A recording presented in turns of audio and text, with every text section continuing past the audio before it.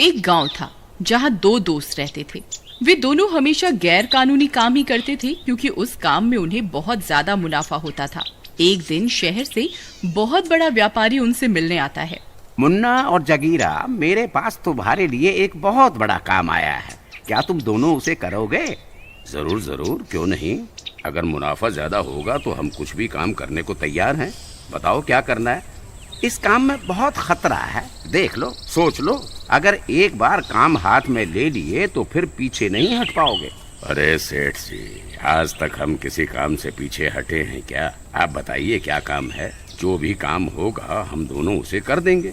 मेरे पास विदेश से एक काम आया है। उन्हें 5 लीटर कोबरा सांप के जहर की जरूरत है। मुंह मांगे पैसे मिलेंगे। बताओ, कर पाओगे ये काम? अरे सेठ जी, आप सठिया तो नहीं गए? ये कैसी बात कर रहे हो? आपको पता भी है एक सांप से केवल कुछ बूंद जहर ही मिलता है, तो 5 लीटर सांप का जहर कहाँ से लाएंगे?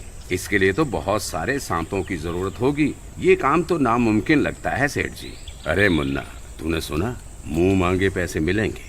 अरे बेवकूफ, अगर हमने ये काम कर दिखाया तो हम जिंदगी भर आराम से बैठकर खाएंगे।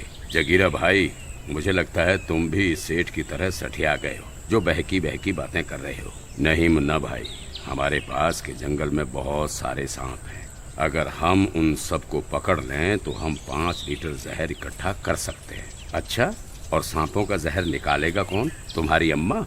भाई, सांपों का जहर निकालना कोई आसान काम नहीं है। ये जहर निकालना हमारे बस की बात नहीं है। मुन्ना, तुम जहर निकालने की चिंता मत करो। जहर निकालने का काम मैं खुद करवा लूंगा। तुम बस सांपों को पकड़ने का काम कर दो, बाकी की जिम्मेदारी मेरी। ठीक है सेठ जी, हमें मंजूर है, लेकिन 5 लीटर जहर इकट्ठा करने के लिए कितने सांपों की जरूरत पड़ेगी? भाई, कम से कम 500 सांपों की जरूरत पड़ेगी। ठीक है सेठ जी, आप हमें 1 हफ्ते का समय दे दीजिए।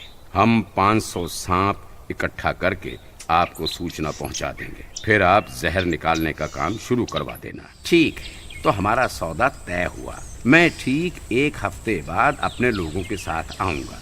फिर इतना बोलकर व्यापारी वहाँ से चला जाता है।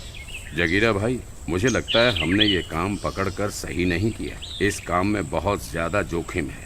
अगर किसी सांप ने हमें डस लिया तो हमारा मरना तय है। तू डर मत यार, कुछ नहीं होगा। मेरे पास एक तरकीब है। आज रात को हम जंगल चलेंगे सांपों को पकड़ने के लिए। तुम तैयार रहना। फिर रात होने पर वे दोनों जंगल की ओर सांपों की तलाश में चल देते हैं। थोड़ी दूर चलने पर उन्हें कुछ सांप दिखाई देते हैं। वो देखो मुन्ना, वहाँ कुछ सांप है।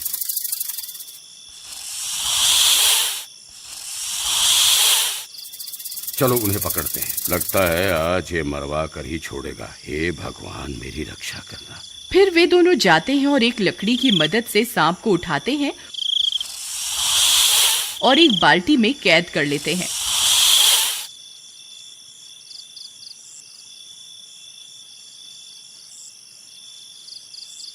फिर वे थोड़ी दूर जाते हैं और कुछ और सांपों को भी बाल्टी में कैद कर लेते हैं। जगीरा भाई, मुझे लगता है हमने 100 सांप पकड़ लिए हैं।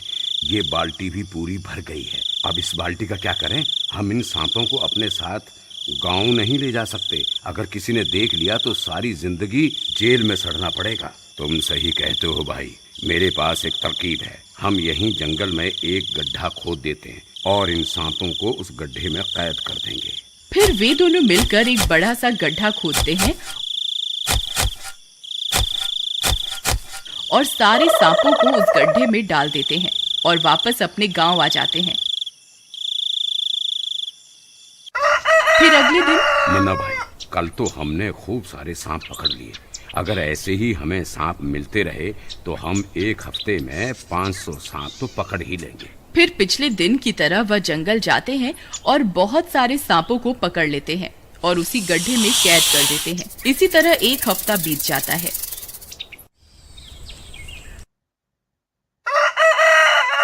जगीरा भाई, मुझे लगता है हमने 500 सांप इकट्ठा कर लिए। अब बस हमें सेठ का इंतजार करना है, जो आकर इन सांपों का जहर निकलवाए।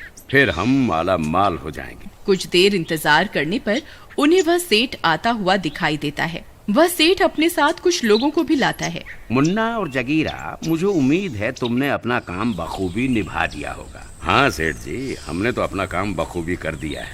अब आप जहर निकालने का काम करो और हमें हमारे। फिर वे सब जंगल की ओर बढ़ने लगते हैं। तभी अचानक से मौसम खराब हो जाता है। बहुत तेज आंधी आने लगती है। अरे जगीरा भाई, ये तो बहुत बड़ा तूफान लगता है। आज तक मैंने इतना बड़ा तूफान नहीं देखा। मुझे लगता है हमें इस तूफान के बीच जंगल में नहीं जाना चाहिए। नहीं नहीं, हम और इंतजार नहीं कर सकते, हमें अभी जंगल जाना होगा। तभी एक बहुत बड़ा बवंडर आता है और वह सारे सांपों को गड्ढे में से उड़ाकर अपने साथ हवा में उठा लेता है और देखते ही देखते सांपों को पूरे आकाश में बिखेर देता है। अरे जगीरा भाई, जरा आसमां की तरफ तो देखो। पूरे आसमां में सांप ही सांप दिखाई दे रहे हैं, लेकिन ये इतने सारे सांप आकाश में कैसे उड़ रहे हैं? मुझे लगता है इस बवंडर ने इन सारे सांपों को अपने साथ हवा में उड़ा लिया है। भाई, मेरी माँ कहती थी जो चीज ऊपर जाती है वो नीचे जरूर आती है। वो देखो, सांप नीचे गिर रहे हैं। अरे मर गए रे, ये तो सांपों की बारिश शुरू हो गई। देखते ही देखते सांपों की बारिश होने लगती है। हर जगह सांप ही सांप गिरने लगते हैं। अरे अरे मर गया रे, इस सांप को मेरे गले से निकालो। अरे मर गया रे, अरे अरे अरे ये मुझे डस लेगा। कोई तो इसे मेरे गले से निकालो। अरे मर गया रे।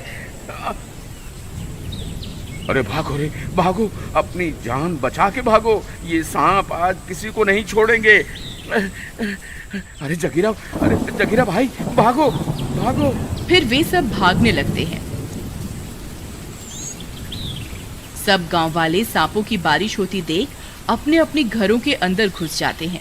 अरे मर गए रे, ये सांपों की बारिश कैसे होने लगी? ये सांप तो किसी को जिंदा नहीं छोड़ेंगे। फिर एक सांप उस व्यापारी को डस लेता है। अरे मर गया रे, इस सांप ने तो मुझे डस लिया, अब मैं नहीं बचूंगा। अरे कोई तो मुझे बचाओ। फिर कुछ गांव वाले उन सांपों को मारने लगते हैं। अरे मारो इन सांपों को, नहीं तो ये किसी को जिंदा नहीं छोड़ेंगे। अरे लल्लन चाचा, रुको रुको, इन्हें मारो नहीं। इसने थोड़ी देर पहले मेरी गाय को डसा था। हाँ, लेकिन उसे कुछ नहीं हुआ। मुझे लगता है ये सारे सांप जहरीले नहीं हैं, हमें इन्हें मारना नहीं चाहिए। अरे वाह बेटा, हम कैसे मान लें कि ये जहरीले नहीं है? अगर इसने मुझे काटा और मैं मर गया तो उसकी जिम्मेदारी कौन लेगा? ठीक है, अगर ऐसी बात है तो सबसे पहले मैं इस सांप को उठाता हूँ। फिर वह बच्चा उस सांप को उठाता है और उसे जंगल की ओर ले जाता है। सब गांव वालों की आंखें फटी की फटी रह जाती हैं और वह बच्चा थोड़ी देर में सांप को पास में छोड़कर आ जाता है। उस बच्चे की हिम्मत को देख बाकी गांव वालों में भी हिम्मत आ जाती है और वे सब लोग सांपों को मारना बंद कर देते हैं और उन्हें उठाकर वापस जंगल छोड़कर आने लगते हैं। कुछ ही देर में सारे सांप वापस अपनी जगह पर पहुंचने लगते हैं। जगीरा भाई, आज तो बाल बाल बच गए। अगर किसी को हमारी इस करतूत के बारे में पता चल जाता तो हमारी खैर नहीं थी। वहीं दूसरी तरफ उस सेठ को भी एक सांप काट चुका होता है। हे सांप देवता, कृपा करके अपना जहर वापस चूस लो। मैं वादा करता हूँ आज के बाद किसी भी जानवर की तस्करी नहीं करूँगा। मैं सारे गैर कानूनी काम छोड़ दूंगा। बस अपना सारा जहर वापस चूस लो। अरे सेठ जी, रोना बंद करो, कुछ नहीं होगा तुम्हें। ये सारे सांप जहरीले नहीं है, इनके काटने से किसी को कोई नुकसान नहीं हुआ है। आपको भी कुछ नहीं होगा। अच्छा मुन्ना और जगीरा, आज के बाद मैं कोई भी गैर कानूनी काम नहीं करूंगा। तुम ये सब गलत काम छोड़ दो। आप सही कहते हैं सेठ जी, अगर ये सांप जहरीले होते तो ना जाने आज कितने लोगों की जान चली जाती। मुझे भी लगता है आज से हमें मेहनत करके ही रोजी रोटी कमानी चाहिए। ठीक है भाई, अगर तुम आज के बाद कोई गलत काम नहीं करोगे तो मैं भी ये काम करना छोड़ देता हूँ। हमें सांपों से दूरी बनाकर रखनी चाहिए, लेकिन उन्हें मारना नहीं चाहिए क्योंकि हर सांप जहरीला नहीं होता। बहुत समय पहले की बात है। एक बार एक जंगल के पास एक छोटा सा गांव था। उस गांव में एक पुराना टूटा फूटा महल था। उस महल में एक चुड़ैल रहती थी। रोज रात को गांव वालों को उसके रोने की आवाजें सुनाई देती थी। रोते हुए वो किसी का नाम लेके पुकारती थी। अरे राघव, कितनी ठंड पड़ रही है, चलो आग जला के हाथ पैर सेक लेते हैं। वे लोग आग सेक ही रहे होते हैं कि तभी उन्हें कुछ आवाज सुनाई देती है। अरे राघव, तुमने कुछ सुना क्या? ये कैसी आवाजें आ रही है? हाँ भाई, किसी के रोने की आवाजें लगती हैं। इतनी तेज तेज रो रहा है कोई। पर इस समय कौन हो सकता है जो इस तरह से फूट फूट के रो रहा है? तभी रोने की आवाज और तेज होती जाती है। वो चुड़ैल रोते हुए किसी का नाम ले रही होती है। अरे भाइयों, मैंने सुना है यहाँ कोई पुराना महल है, पर अब वो पूरा टूट चुका है और खंडहर बन गया है। वहाँ बरसों से एक चुड़ैल रहती है। लोग कहते हैं कि वह रोज रात को किसी का नाम ले लेके बहुत रोती है। अरे जीना भाई, क्यों इतनी ठंड में मजाक कर रहे हो? भला ऐसे भी कोई डराता है क्या? क्या ऐसे हो सकता है कि कोई बरसों से बस रोता ही रहे? अफवाहें हैं ये सब। नहीं श्याम भाई, जीना भाई सही कह रहे हैं। मैंने भी सुना है ऐसा कि बरसों पुरानी चुड़ैल उसी महल खंडहर में बहुत सालों से रह रही है। अरे भाइयों, मुझे तो बहुत डर लग रहा है। मेरी ठंड तो चुड़ैल का नाम सुन के ही भाग गई। मैं अब और नहीं रुक सकता यहाँ। मैं तो चला अपने घर। ये कहकर श्याम डरते डरते अपने घर की तरफ जाने लगता है। कुछ ही देर में वो अपने घर पहुँच जाता है। वहीं दूसरी तरफ जीना और राघव आग सेकते सेकते आपस में उस चुड़ैल की बात करने लगते हैं। भाई राघव, तुम्हें क्या लगता है वह चुड़ैल नाम लेके क्यों रोती है? पता नहीं भाई। तभी चुड़ैल और चिल्ला चिल्ला के रोने लगती है। अरे भाई, अब तो मुझे भी डर लग रहा है। भाई, मैं तो घर जा रहा हूँ। अब मेरी मानो तो तुम भी चलो अब घर। हाँ भाई, मुझे भी डर लग रहा है। चलो, मैं भी तुम्हारे साथ ही निकल चलता हूँ। फिर वो दोनों गांव वाले साथ में घर की ओर चल देते हैं। फिर अगली सुबह होने पर, अरे सुनीता, तुझे पता है कल मेरे पति श्याम ने मुझे बताया कि उन्होंने उस चुड़ैल की चीख पुकार सुनी। वो बड़ी तेज तेज रो के किसी का नाम ले रही थी। अरे बहन, मुझे तो डर लग रहा है, कहीं वो चुड़ैल हमारे गांव पर ना हमला कर दे। हाँ बहन, मुझे भी डर लग रहा है। और मेरे पति तो उस महल के पास से जो जंगलों में से शहर की तरफ रास्ता गया है ना, उसी रास्ते से अक्सर शहर जाते हैं। बहन, तुम श्याम भैया को मना कर देना कि देर रात बाहर ना रुके, रात होने से पहले घर आ जाया करे। ये कहकर सुनीता और विमला अपने अपने घर की ओर चल देती हैं। अरे विमला, सुनो, मुझे व्यापार के काम से बाहर जाना है आज। शायद आने में थोड़ी देर हो जाएगी। तुम समय से खाना खा लेना।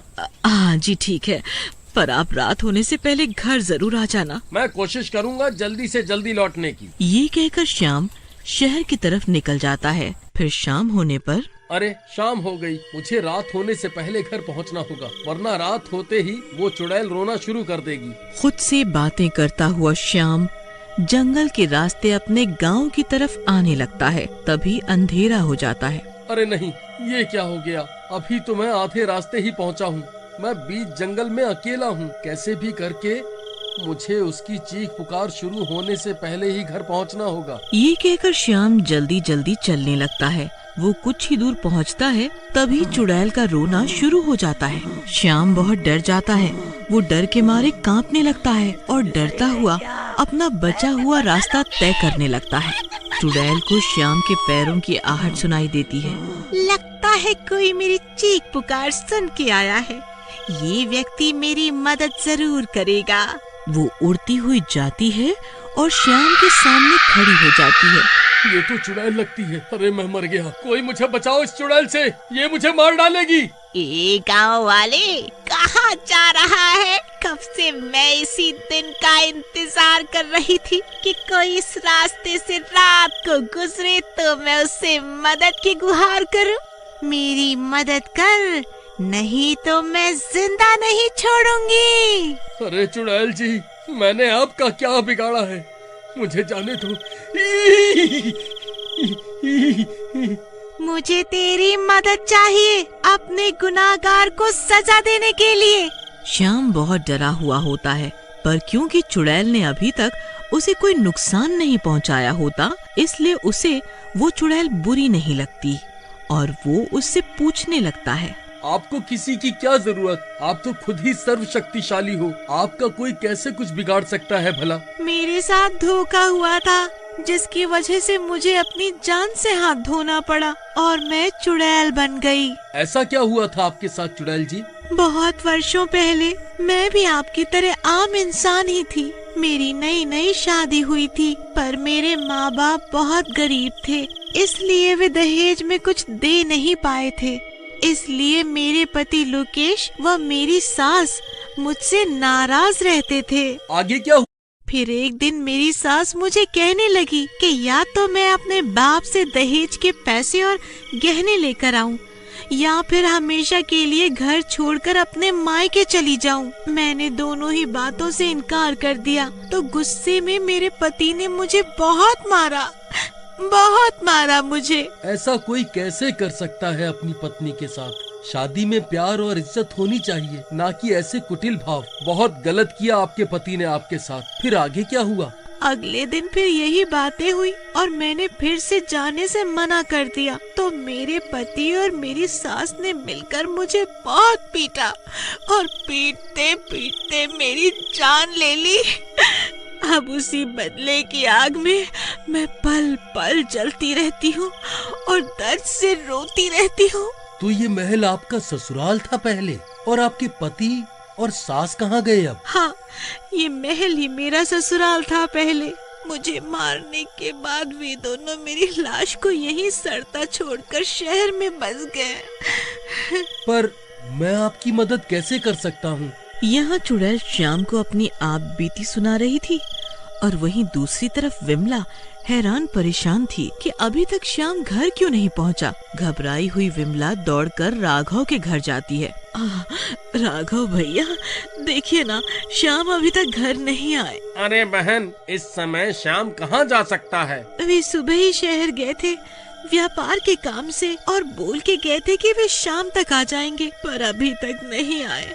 मुझे बहुत घबराहट हो रही है। अजी, शहर का रास्ता तो उस महल के पास जंगल से निकलता है। अजी, इस समय कौन अपनी जान जोखिम में डालेगा? विमला, मैं तुम्हारे पति की लापरवाही के चलते अपने पति की जान जोखिम में नहीं डालने दे सकती।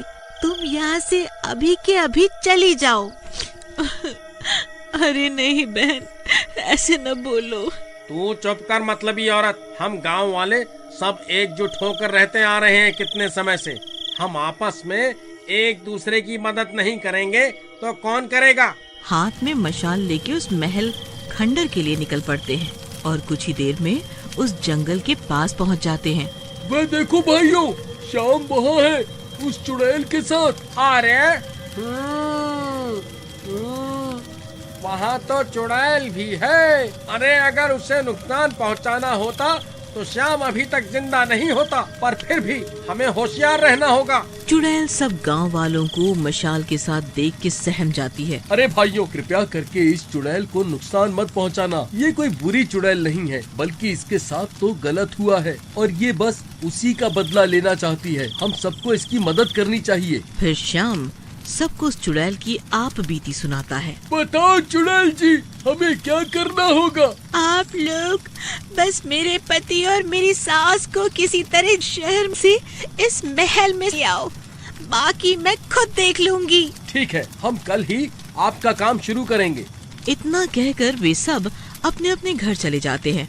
फिर अगली सुबह श्याम और राघव व्यापारी बनके उसके पति के घर शहर जाते हैं। अरे लोकेश, आप व्यापारी हैं ना? मैंने आपके बारे में बहुत सुना है। मैं आपके साथ व्यापार करना चाहता हूँ। मेरे गांव में बहुत सी जमीन खाली पड़ी है। यदि हम वहाँ अपना नया कारोबार शुरू करें तो हमें बहुत मुनाफा होगा। लोकेश लालच में पड़ जाता है और उसके साथ चलने को तैयार हो जाता है। अरे लोकेश, अपनी माँ जी को भी साथ ले चलो, वह भी जमीन देख लेंगी। हाँ राघव भाई, आप सही कह रहे हैं। और उनके साथ चलने को तैयार हो जाता है। फिर वे दोनों लोकेश और उसकी माँ को लेके जंगल के रास्ते गांव की ओर निकल पड़ते हैं। जंगल पार करते करते अंधेरा हो जाता है। अरे ये तो रात हो गई, अभी और कितना चलना बाकी है? बस कुछ दूर और चलना होगा। घबराओ मत, हम हमेशा इसी रास्ते से आते जाते हैं। फिर श्याम धोखे से लोकेश और उसकी माँ को अपने घर बोलकर उस खंडर महल के अंदर ले जाता है। वहाँ अचानक चुड़ैल के रोने की आवाज आने लगती है। लोकेश और उसकी माँ बहुत डर जाते हैं। अरे कमबख्तों, ये कहाँ ले आए मुझे? अब बुढ़ापे में मैं डर के मारे मरना नहीं चाहती। तभी अचानक वो चुड़ैल उनके सामने आ जाती है। क्यों री बुढ़िया, मरने से डर लग रहा है? भूल गई क्या कैसे तूने और तेरे लालची बेटे ने मुझे बेरहमी से पीट पीट कर मार डाला था? अरे मर गए रे, ये तो कोई चुड़ैल लगती है। अरे कमबख्तों, ये मुझे कहाँ फंसा दिया तुम दोनों ने? तुम तो व्यापार के लिए जमीन दिखाने लाए थे और यहाँ मुझे चुड़ैल दिखा रहे हो। सत्यानाश हो तुम्हारा। अरे भाग्यवान, मुझे माफ कर दो, मुझसे बहुत बड़ी गलती हो गई। अपनी माँ के लालच में मैं भी साथी बन गया, मेरी मत मारी गई थी, मुझे माफ कर दो। क्यों रे लालची इंसान, क्यों रो रहा है अब? जब मुझे दहेज के चलते मारा था तब क्यों नहीं सोचा ये सब? किसी लड़की से शादी करके सिर्फ दहेज के लिए उसे मारना, पीटना, उस पर अत्याचार करना कितना गलत है। एक बार भी तुम लोगों ने मेरे बारे में नहीं सोचा। अब मैं तुम माँ बेटे को मजा चखाऊंगी। फिर वो चुड़ैल उन दोनों को अपनी शक्तियों से तड़पा तड़पा के जान से मार देती है। तब तक बाकी गांव वाले भी वहां पहुंच चुके होते हैं। अपना बदला लेने के बाद वो चुड़ैल हमेशा के लिए गांव छोड़ के जाने लगती है, पर जाते जाते गांव वालों को शिक्षा दे जाती है कि किसी की बेटी शादी करके अपने घर लाओ तो उसकी इज्जत करनी चाहिए, क्योंकि बहू घर की लक्ष्मी होती है और घर को स्वर्ग बनाती है।